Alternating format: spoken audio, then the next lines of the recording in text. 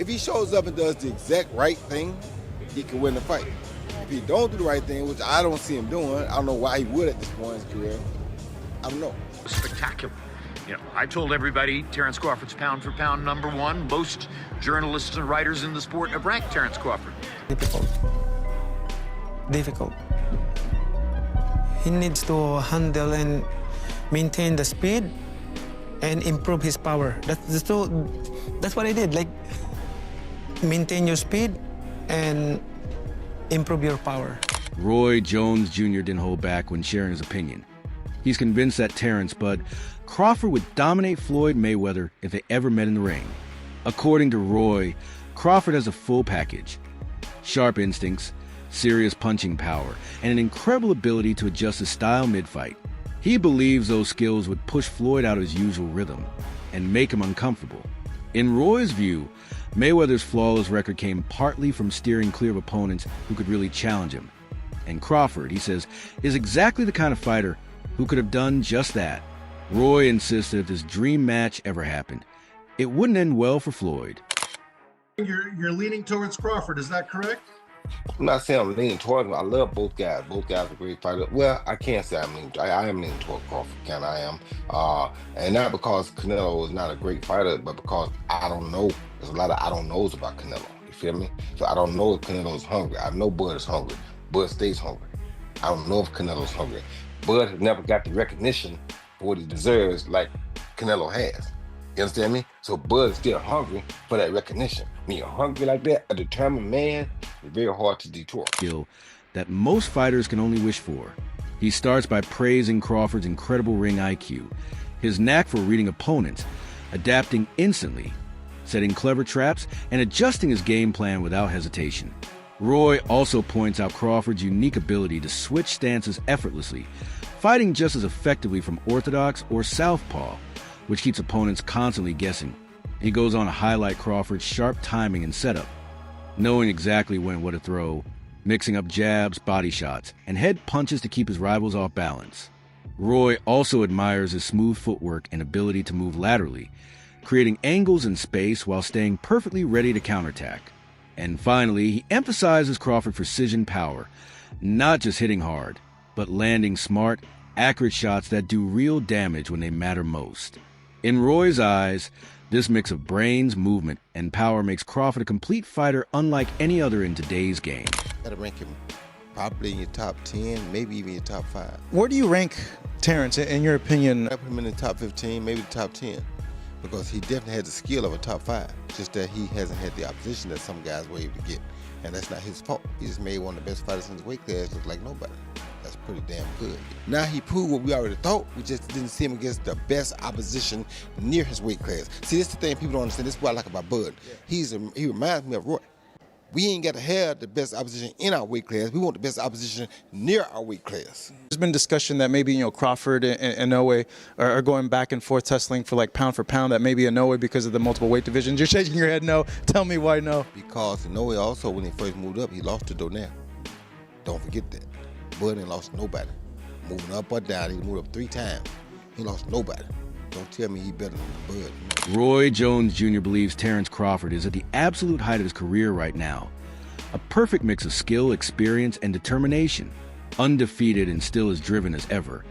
Crawford represents that rare blend of talent and hunger that few fighters ever maintain.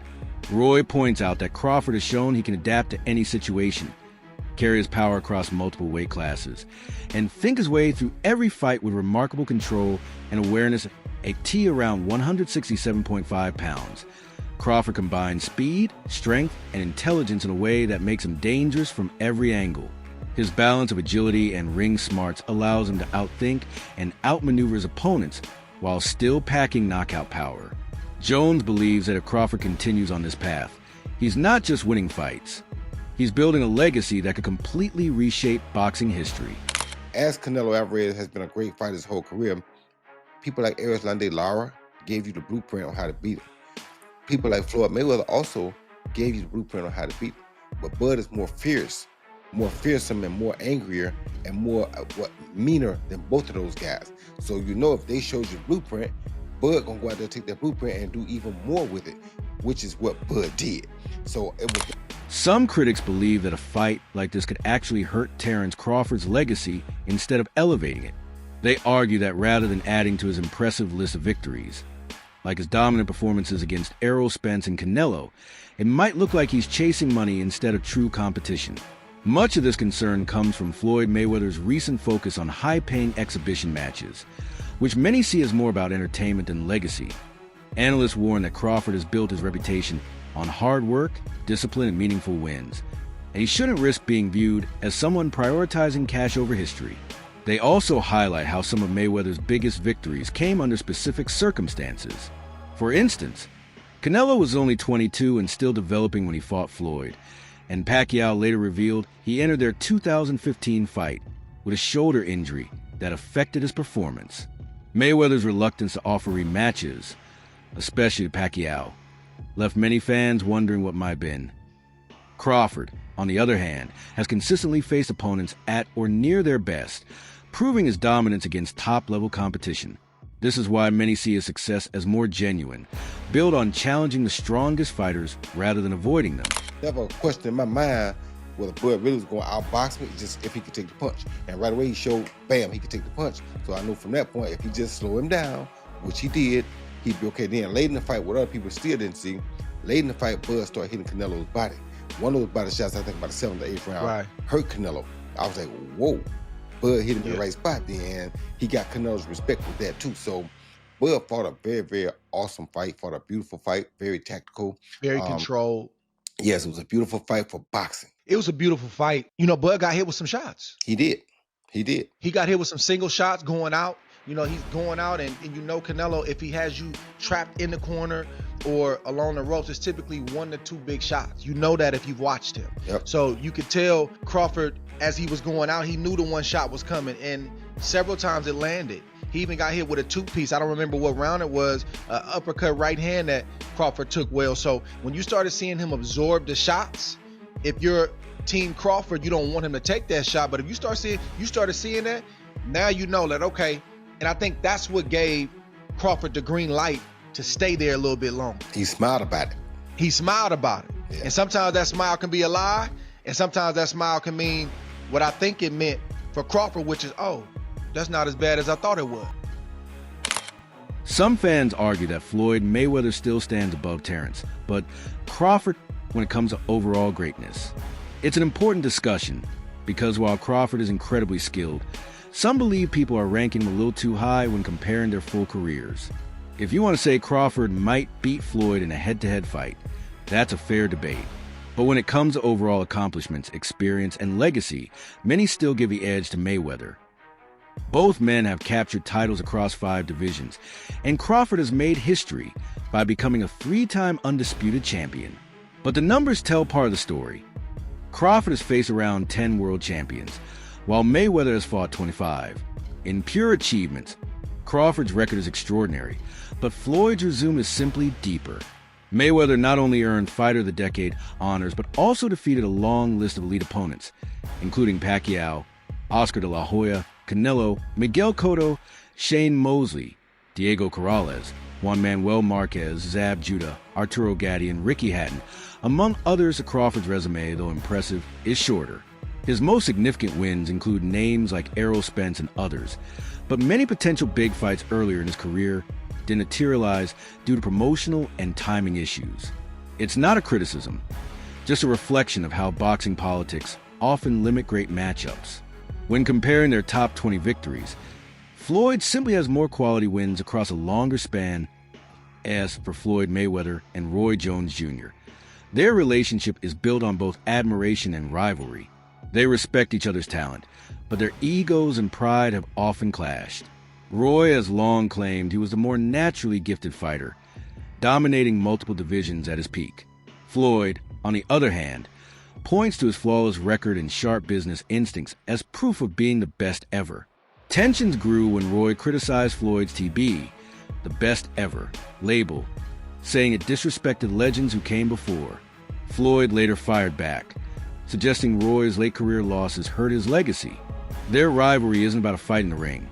It's about legacy, pride, and who truly deserve a place at the very top of Floyd boxing Mayweather is history. still greater than Terence Crawford. We need to really talk about this now. A lot of you guys are putting Crawford a bit too high. If you want to say Crawford could beat Floyd, I'm more open to that conversation, but when you're lining up the careers, I'm going to say Floyd every time. While they're both 5 division, Bud has become 3-time undisputed, but he's only fought 10 world champions to Floyd's 25 world champions. You can't take away the 5 division, 3-time undisputed. In terms of accolades, yeah, he probably gets the nod over Floyd. I say their accolades are about relative, considering Floyd Mayweather won Fighter of the Decade as well. But when you get to the resumes, Pacquiao, Oscar, Canelo, Cotto, Mosley, Castillo, Marquez, Zab, Gotti, Hatton, and Corley. Probably way more people that this guy just didn't name. And then when you get to Bud's resume, not saying it's just bad, but the only names that's really worth mentioning is going to be Spence and Canelo. It's not a knock on Bud. Bud was not able to make those fights early on in his career, but I got to tell you guys what it is. Bud's resume just doesn't line up with Floyd's. Take their top 20 wins. Bud don't even got 20 wins to really sit here and name. Floyd got a good 20-something plus. Bud probably got about 10 wins that we could really sit here and name. Floyd's still greater than Bud in my opinion. Roy Jones Jr. argues that Floyd Mayweather's claim to being the best mainly applies to his success as a businessman, not necessarily as the greatest all-around boxer in terms of skill and style. According to Roy, Floyd's unmatched ability to market himself and generate record-breaking earnings is undeniable, but greatness in boxing goes beyond financial success. Roy makes it clear he isn't trying to disrespect Floyd. He simply believes that being the best should also mean proving dominance against every style and challenge possible. And as he puts it, when he makes a statement like that, he stands by it fully and without hesitation. Is there something that you want to elaborate on, or is there something that maybe you don't like about Floyd? One thing I don't like is that you don't respect elders. You talk about Muhammad Ali got beat by an 8-0 fighter. That 8-0 fighter was an Olympian who was a monster, who, if you had a monster like that in your weight class, you wouldn't fight him at that time. You understand where I'm coming from? So, that being said, you're disrespecting the greatest fighter of all time. And if you disrespect him, you disrespect anybody. So you have no respect. But when you see me, you're gonna have some respect. Because if you wanna get it, we can get it. I'm willing to go earn my respect. But I didn't hear you say anything disrespectful about Floyd. I never do. I'm not the disrespectful type of guy. That's not who I am. I'm the type of guy. The reason I'm not disrespectful is because when I say something, I'm ready to die for it. So if I say this, I'm willing to die for this. You understand me? You stand on it. I stand on it. You understand me? I'm not, like I said, I don't think LeBron is not a great player. I'm not one of the greatest players of all time. But if you ask me, in your opinion, my opinion, which I'm entitled to, you think LeBron or Mike? I'm gonna say Mike because I saw what Mike went through to get where he got. So I got my own reason why I'm gonna probably like Mike. I'm not saying just you're trash. No, you're not. I'm not saying you're not a great player. Right. I'm not saying you're not one of the top 5. Because you could be that. You feel me? And in most people's opinion, you probably are. Some people's opinion, you probably top 1. That's not, I can't say, oh, I'm right and everybody's wrong. No, that's just my opinion. Right. I'm entitled to my opinion.